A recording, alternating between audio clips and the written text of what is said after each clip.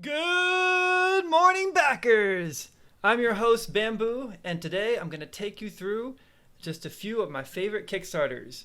Moving on to the next project, we have the METMO grip, the world's most satisfying grip. Now, this is a really cool tool, and what I like about this is I just previewed this before. Some of them I haven't previewed, some of them I have.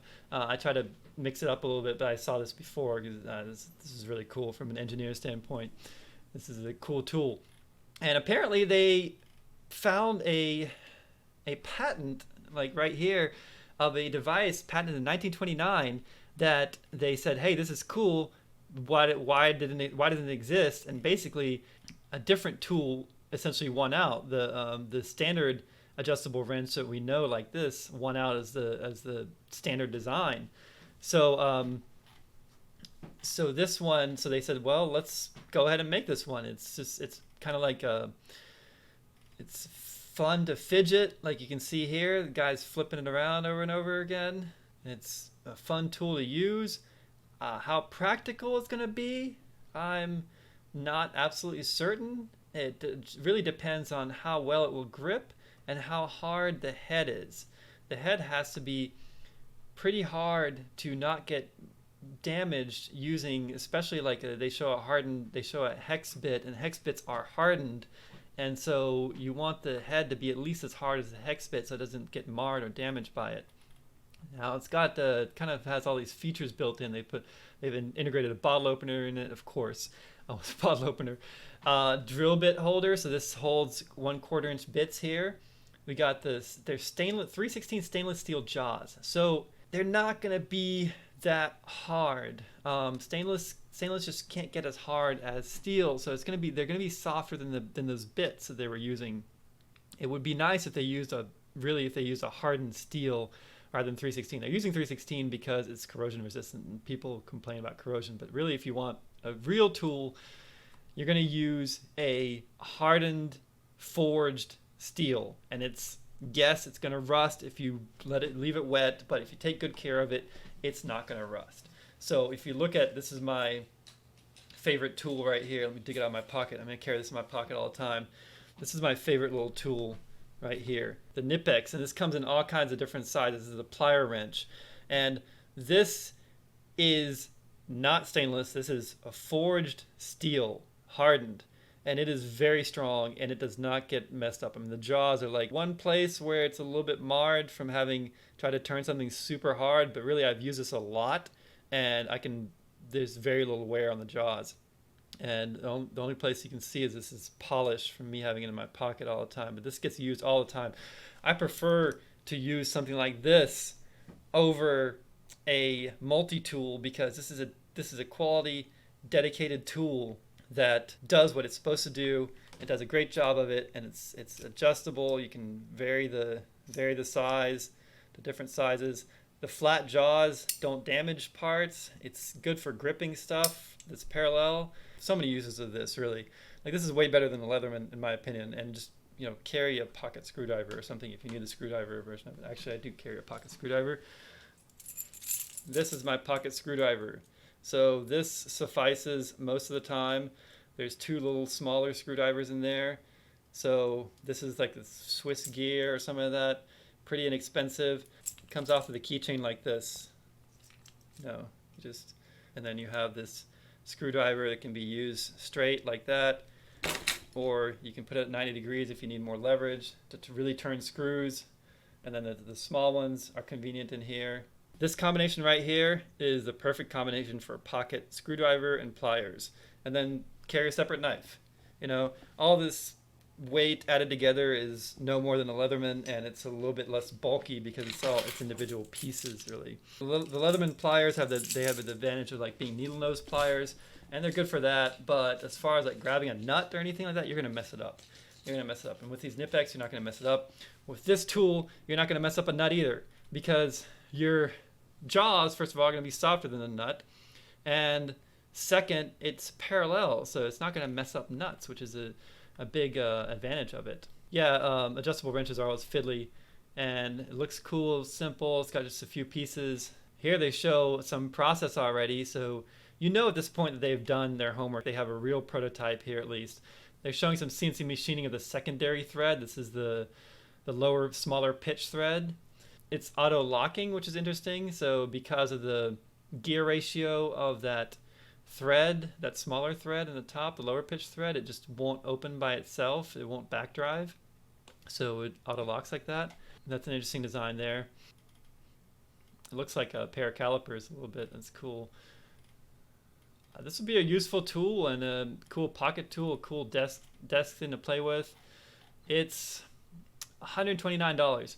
That's a lot of money for something like this. And it's really surprising that so many people have paid for that. But it is unique. There is not anything I know of like that exists. But even this Knipex tool, this tiny little Knipex tool, is still like $45. And this is a manufactured volume product. And it's a good quality tool, and it's expensive. So if you want good quality stuff, you got to pay. And if you, for something new like that, you got to pay for it too. So it's new and novel. And wow, here's a gold-plated edition. Now, yeah. So what's the deal? Why does it cost 99 pounds or $129? And what is the deal? Let's see. Choice of materials in the product adds to the overall cost. So 316 stainless. It's not that expensive, but it is more difficult to machine. Yeah, it's costly and difficult to work with. The threads of the grip, precision machine require a specialist manufacturer, one who we worked with before, and one who is capable of producing such critical components. Normally, tools are made from low-cost metals that are stamped out. We wanted to create a piece that was less mass manufactured and more fitting to the grip's heritage, as well as being top quality to last a lifetime. So they're just, putting it's expensive also to do probably a relatively short runs of something like this. It's mostly CNC machined. This is an expensive product to make. So I can see why that is. Grip measure. So they have these add-ons. You can add on grip measurements, probably laser engraved. You can add on a wallet. You can add on a passivation upgrade. Or that's free now. It's unlocked. And the passivation will just keep the stainless from corroding. It's a way to prevent stainless from corroding. So now we're at the bottom, and we got the who are we stuff. And so the question is, can you trust these people? Can you put your money behind them? That's what we're trying to determine here. Who are these people? Are they going to follow through with their project? So we have, first of all, there's a bunch of people on this project, and that's either a good thing or a bad thing. That's either means that they have a lot of capability, or that they're going to run out of money very quickly.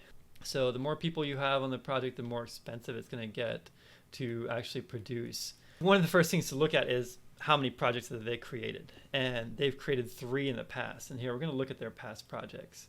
Their past projects have been pretty simple, but let's see how far back is this. So this was funded on Kickstarter. Hides this stuff. It's hard to see. You really need to look at, I can look at November 2019 estimated delivery date. So updates, you can look at the updates, and you can go down to all the way to the bottom.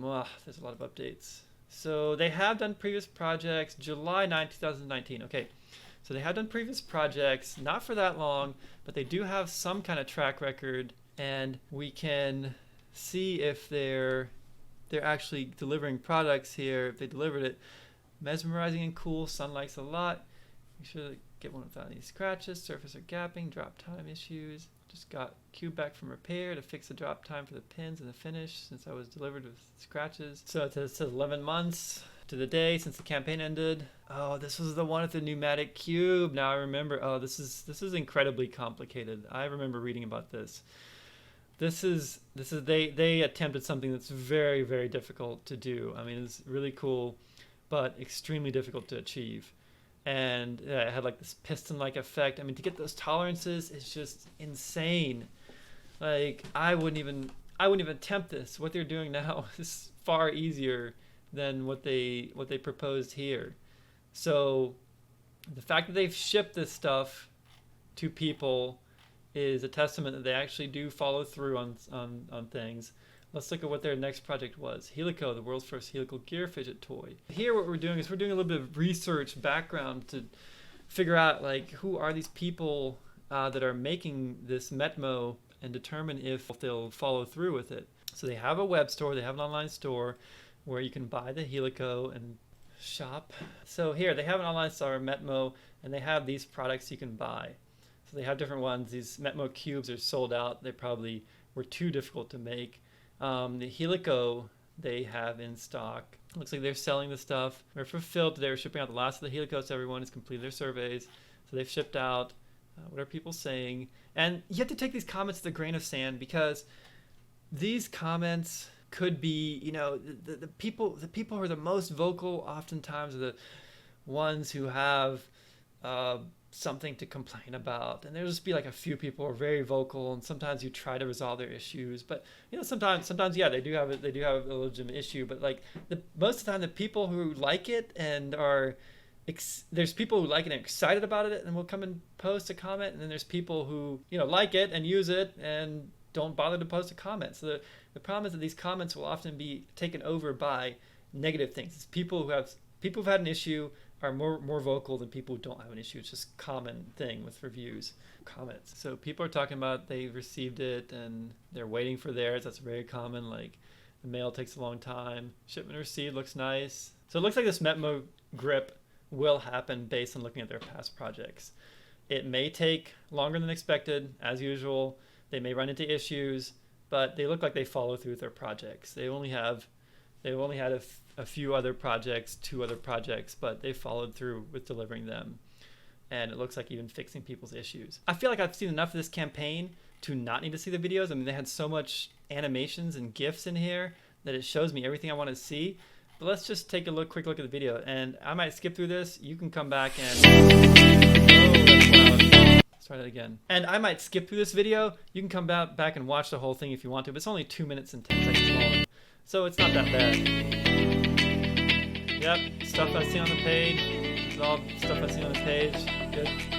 Eye candy, yeah, that's cool. I can hammer. I don't know if I'm using it for a hammer though. But that's funny because that makes me think of the quote that every tool is a hammer. So,